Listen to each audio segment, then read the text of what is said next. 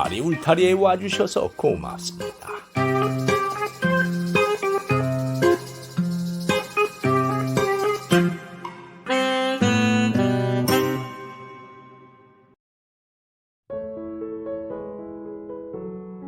이번 이야기는 죄수를 사랑해서 복터진 처녀에 대한 이야기입니다. 조선시대에는 죄수를 도와주면 중벌을 받는 시대였는데 죄수를 사랑해서 복을 받다니 도대체 무슨 일이 있었길래 복을 받았을까요? 그 이야기 시작하겠습니다. 옛날 조선시대 중종임금 때의 이야기입니다. 홍민영이라는 암행어사가 제주도의 어느 고을길을 가고 있었습니다. 그런데 어린 소년이 울고 있는 것이 아니겠습니까? 어사는 사연이 궁금해서 물었지요. 아니 얘야, 무슨 일로 그리 우는 게냐? 누나 때문에요. 소년은 삼덕이라는 아이였는데 슬피 울고 있는 사연을 어사에게 말했습니다. 삼덕이는 20살 먹은 삼례라는 누이와 고아로 살고 있었고 삼례는 해녀로 바닷속에 들어가서 해산물을 채취하는 물질을 해서 동생과 먹고 살았습니다. 삼례의 부모님은 제주 관아에서 일을 하는 관노였는데 어머니는 삼례를 낳고 일찍 세상을 떠났고 아버지는 북방의 성을 쌓는 일에 부역으로 끌려갔습니다. 그런데 석수일을 잘하던 아버지는 성을 쌓는 일에 큰 공을 세우다가 죽어버렸고 그 공을 인정받아 삼례와 동생은 노비신세에서 면천을 받아 평민이 되었습니다. 그러나 졸지에 고아가 된 오누이는 먹을 것이 없어 어떻게든 살아야 했고 삼례가 다행히 물질을 잘해서 끼니를 해결했지요. 삼례가 바다에서 다른 해녀들과 열심히 물질을 하는데 그때 바다 저편에서는 김선비라는 선비가 유배형을 받아서 제주로 귀향을 오고 있었습니다. 김선비는 조정에서 높은 관직에 있었는데 아내는 아들을 낳다가 일찍 세상을 떠났고 김선비는 재가를 하지 않고 키우다가 영모에 연루되었지요. 그래서 외아들을 고향 친구에게 맡기고 제주도로 귀향을 오게 된 것이었습니다. 김선비가 제주도로 유배를 오자 도지사격인 제주목사는 김선비의 숙식을 기본적으로 해결해 주어야 했지만은 김선비의 신분이 땅에 떨어져 버린 것을 잘 알았지요. 그래서 귀찮아하며 가난한 농부의 헛간에서 살도록 대충 처리했습니다. 농부는 김선비가 귀향을 온 죄수라 구박하며 멸시했습니다. 에잉, 가뜩이나 먹고 살기 힘든데 입이 또 하나 생겼어. 우리도 먹을 것이 없으니 줄 게 없어요. 먹을 건 알아서 찾든가 하고 잠은 헛간에서 자시오. 그렇게 해서 김선비는 헛간에서 자면서 먹을 것을 스스로 구해서 먹어야 했습니다. 조정에서 높은 관직에 있던 양반이 어느 날 스스로 먹을 것을 구해야 하니 김선비의 고생은 이만저만이 아니었지요.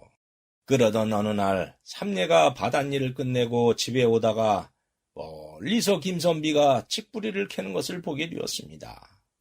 김선비는 칡뿌리라도 캐서 먹으려던 것이었지요. 그 모습을 본 삼례는 고을 안악으로부터 김선비에 대해서 들은 이야기가 떠올랐습니다. 에이그, 한양에서 잘 나갔으면 뭐하나. 이제 죄인이 되어서 저렇게 풀뿌리 캐서 먹고 있으니 사람 팔자 알 수 없는 거요. 삼례는 김선비가 조만간 굶어 죽을 게 뻔하다는 것이 눈에 보이는 듯 했지요. 삼례는 고아가 된 후에 먹을 것이 부족해서 동생과 함께 매일 굶주렸던 기억이 떠올랐습니다. 인생에서 가장 슬픈 것이 배고픈 서름이라는 말이 있듯이 삼례는 배고픈 서름을 누구보다 잘 알고 있어서 선비를 모른 척 할 수가 없었습니다. 그래서 삼례도 어려운 살림이긴 했지만은 선비에게 보리쌀이라도 주고 싶었지요.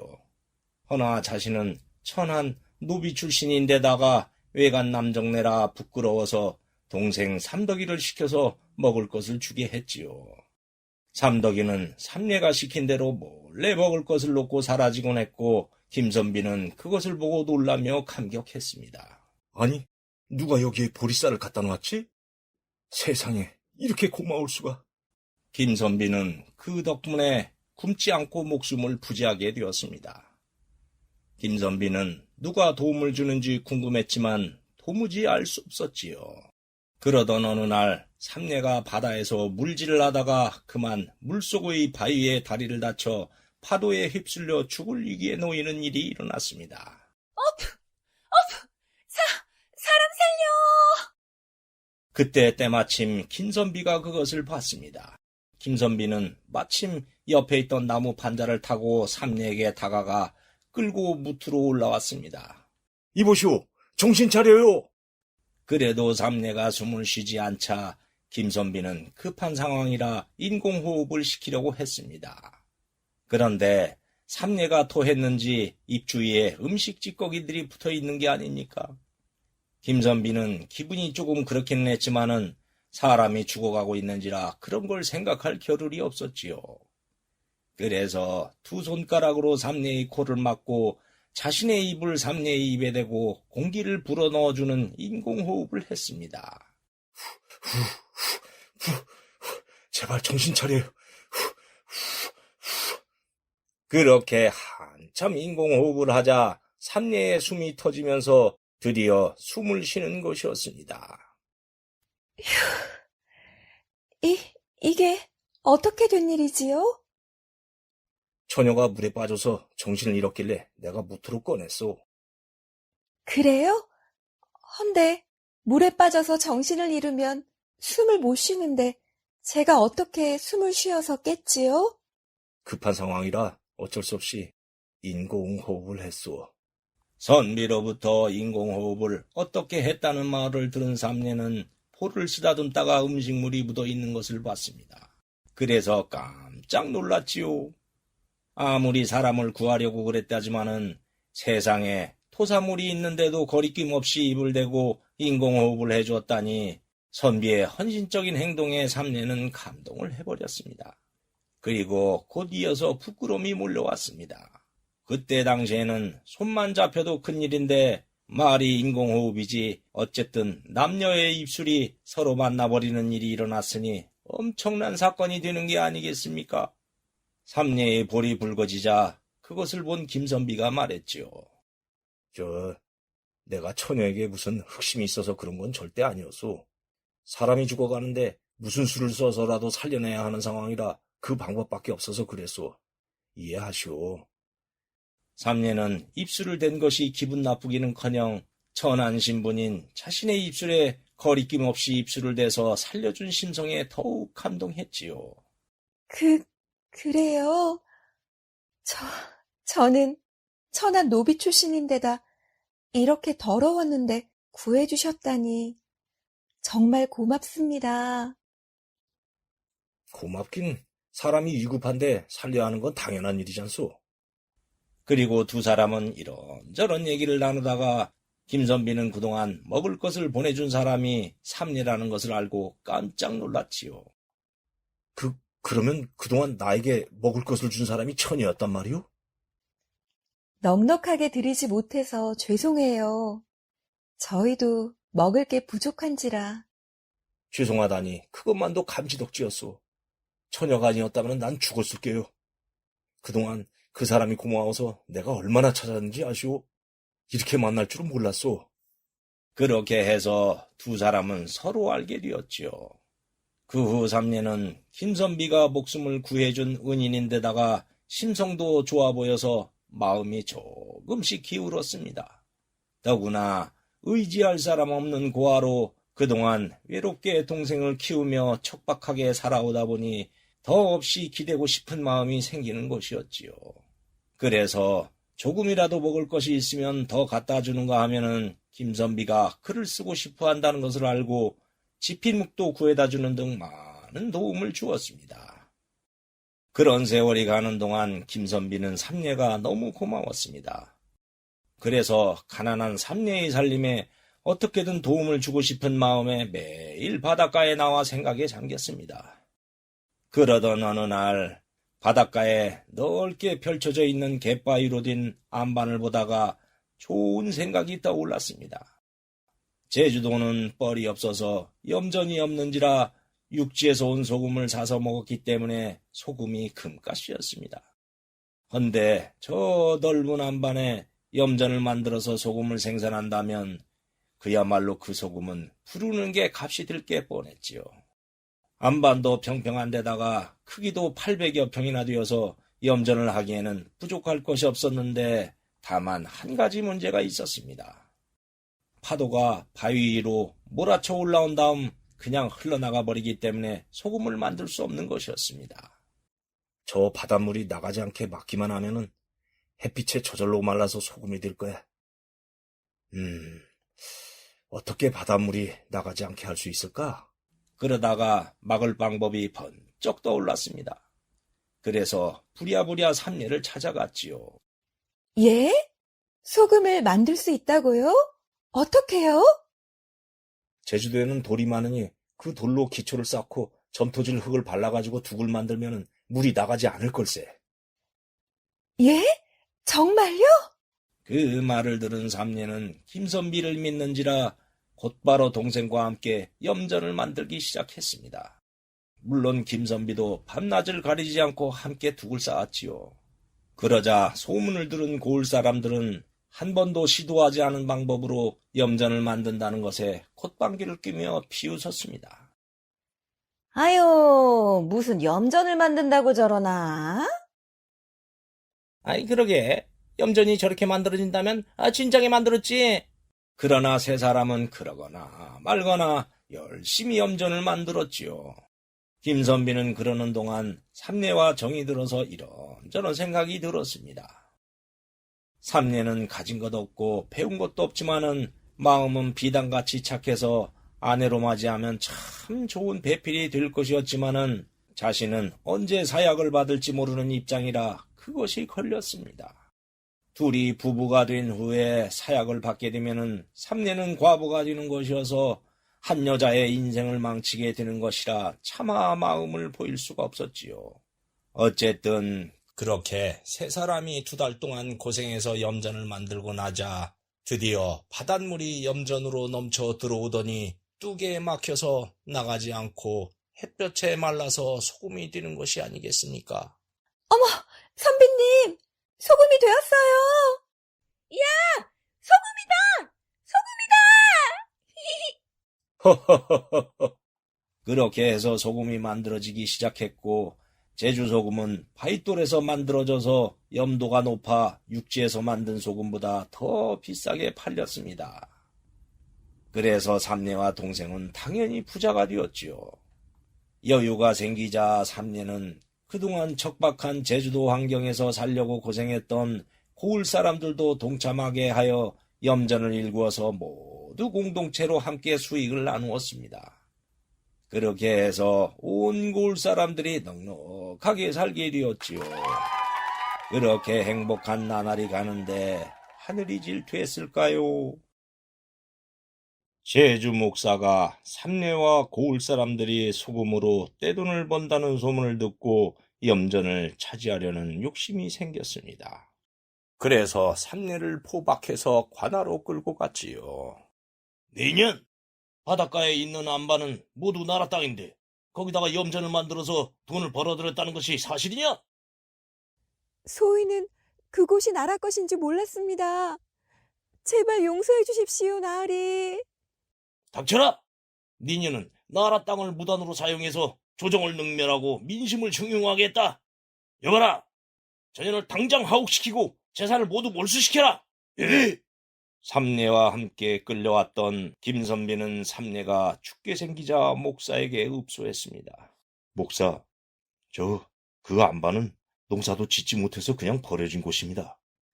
그런 곳을 개발해가지고 고을 사람들의 생활에 도움이 되는 일을 한 것이 어찌 죄가 된다는 말씀입니까? 이 일은 내가 주도한 일이니 정 그렇다면 삼례를 풀어주고 나에게 그 죄를 물으시오. 이보시오, 김선비. 당신은 역적죄를 진 죄인으로 제주에 귀양을 왔으면은 주상전하께 속죄를 하면서 살아도 모자랄 판에 전형과 작당에서 조정을 능멸하는 짓을 저질렀소.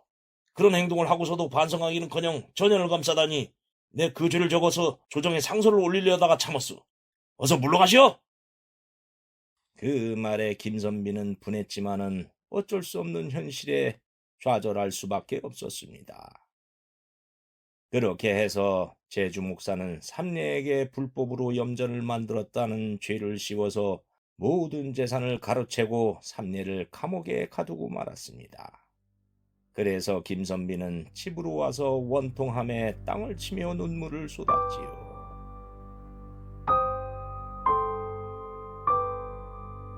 삼례.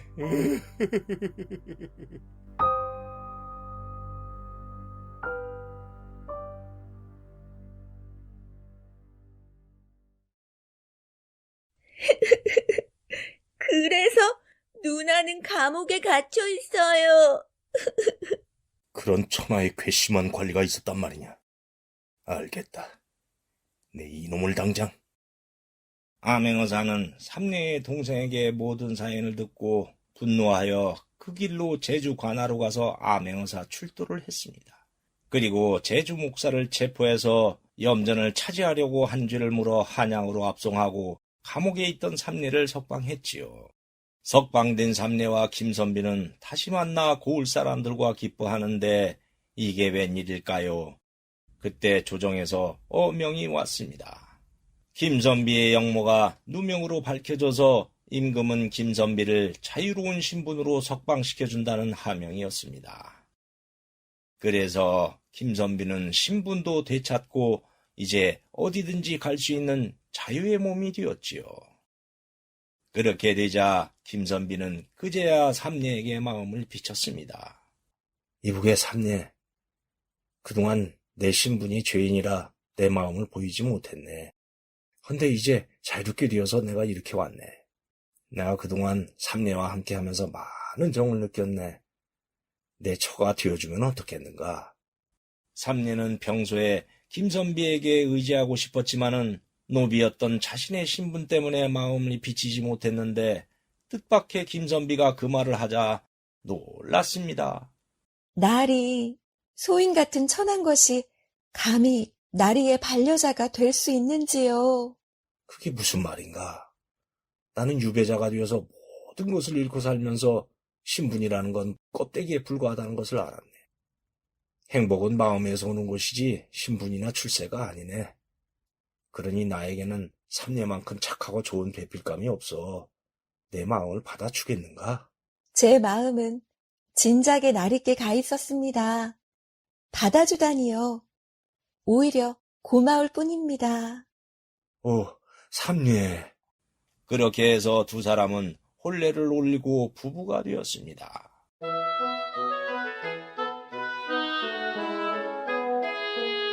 그리고 김선비의 고향 친구 집에서 살고 있는 어린 위아들을 함께 키우기 위해 삼례는 고을 사람들에게 염전을 물려주고 김선비의 고향으로 함께 떠났습니다. 그렇게 해서 삼례는 김선비의 아들을 친자식처럼 키우며 오래도록 행복하게 살았다고 합니다. 그 후 세월이 흘러 어느 날 지각 변동이 일어나 염전은 사라졌지요. 그렇게 염전이 사라진 후 오랜 세월이 또 흘렀고 명종 임금 때 강렬하는 사람이 제주 목사로 부임해서 왔습니다. 목사는 삼례의 염전에 관한 전설을 들었는지 아닌지는 모르지만은 현재의 제주시 구엄리에 있는 널찍한 안반지대를 염전으로 개발하여 제주 도민들의 생활에 큰 도움을 줬다고 합니다. 지금도 제주시 구엄리에 가면은 안반에 만들어진 염전이 옛 모습 그대로 있어 사람들에게 제주 사람들의 애환을 알려주고 있다고 합니다. 가난하고 어려운 사람을 도우면 삼례처럼 저렇게 복을 받는가 봅니다. 오늘날 세상이 각박해서 나만 생각하며 살아야 잘 사는 것이 현실이기는 하지만은 남을 생각하며 사는 것도 좋은 인생이라고 생각합니다.